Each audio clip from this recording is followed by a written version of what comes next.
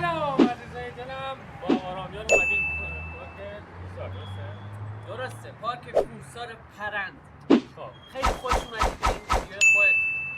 امروز اومدیم بریم یه کوه رو فتح کنیم. میدونستی که من کوهنوردم بودم، کمربند نارنجی کوهنوردی هم دارم. آقا میخوام ببینم میتونیم کوه رو فتح کنیم امروز یا نه. خب آقا کانال آقا رامیان هم میذارم. خب میذارم که ساب کنید. بگو چیز رو معرفی کن. گروه پیله.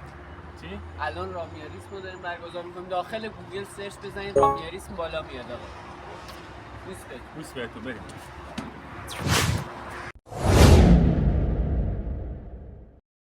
خب آقا رسیدیم به مسیر اصلی متاسفانه. ببین آقا رضا خودت هم نگاه.